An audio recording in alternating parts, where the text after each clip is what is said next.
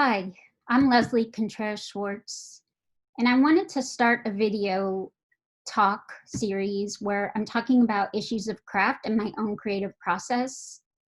And as I struggle to uh, pick a form and to narrow down topics and talk about some of the struggles that I deal with in trying to create a focus.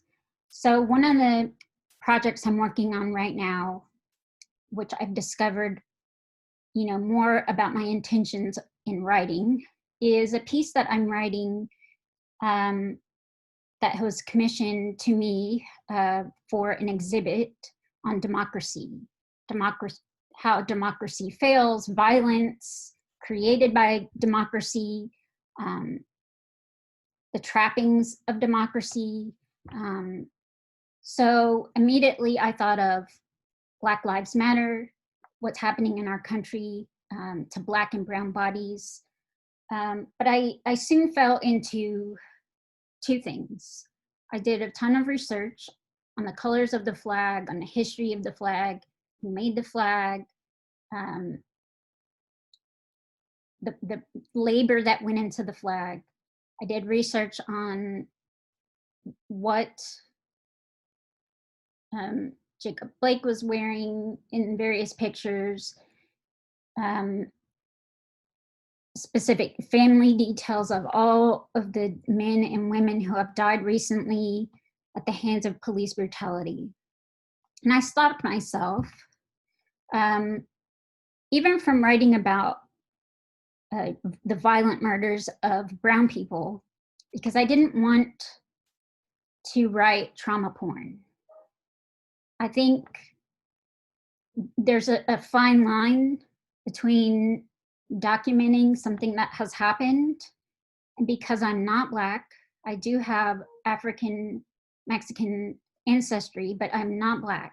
So it is not my place, or I have to cede my seat to somebody else who can tell that story. It's not my story, although I can show support.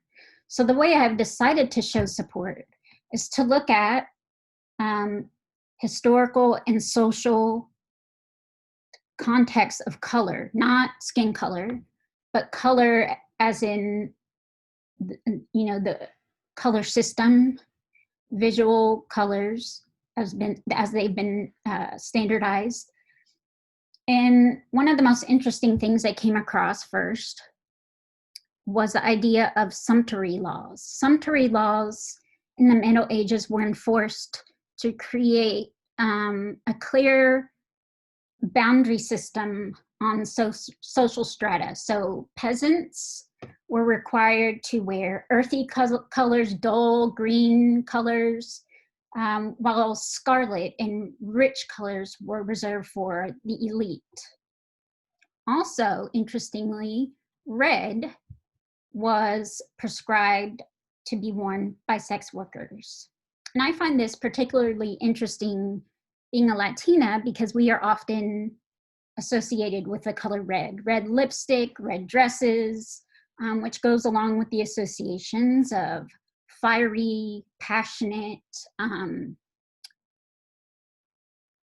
overly emotional, feisty, belligerent, hypersexual, all of those things. And the fact that this was a color arbitrarily chosen for the sex worker.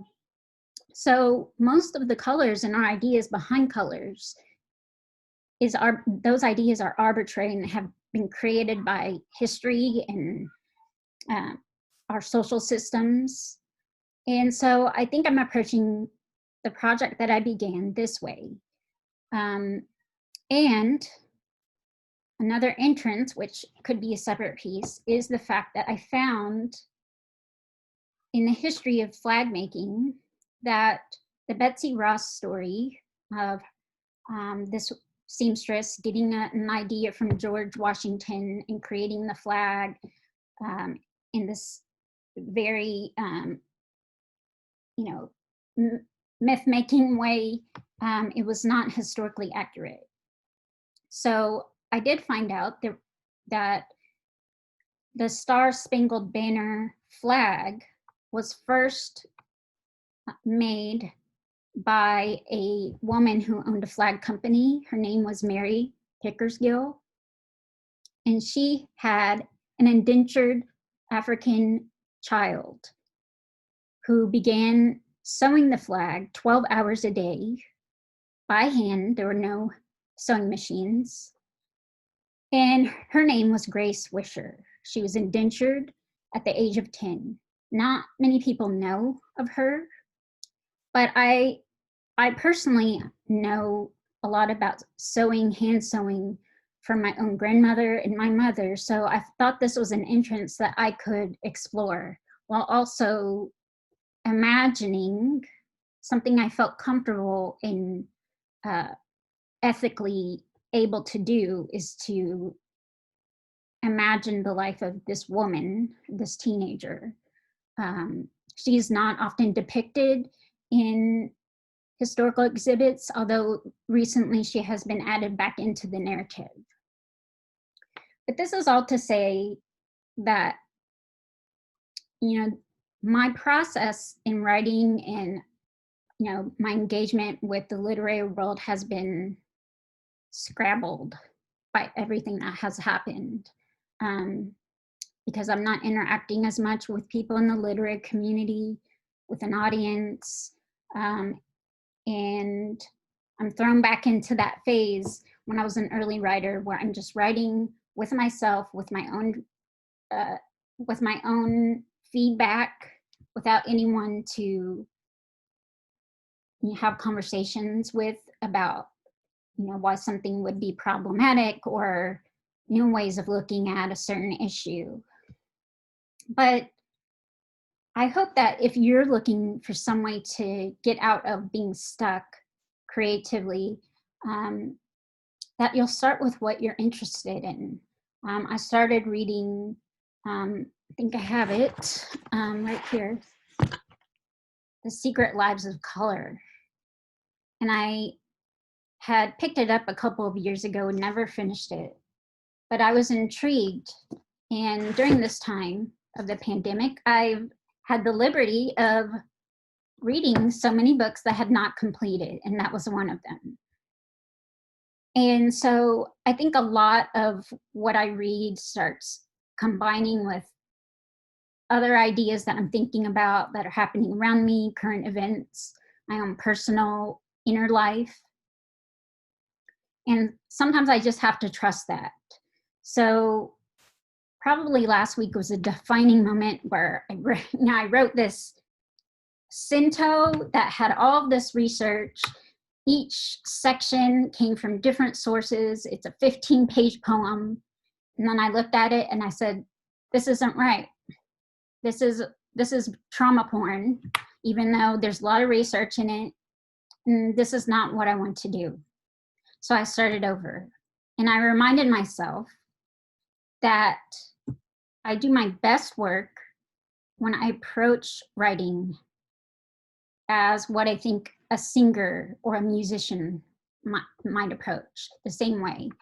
I have to get into the feel of the sounds of the words, of the rhythm of the words, how they convey not only meaning, but the associative meaning, the way that they come together, not in semantic sense, but in a way that draws on feeling and draws on deep meaning that comes from metaphor and sound. So right now I'm looking at that. I'm trying to touch base with that and touch base with my desire to write about the absurd and the fantastical, because for me it helps me to understand the current reality, because it does appear fantastical or surreal or absurd. So I'm using that in my writing. But that's all for now. I hope to continue chatting about some of my creative struggles and the books I'm reading And I hope you can join me if you can find some use for my ramblings. But thank you. Thank you for being here.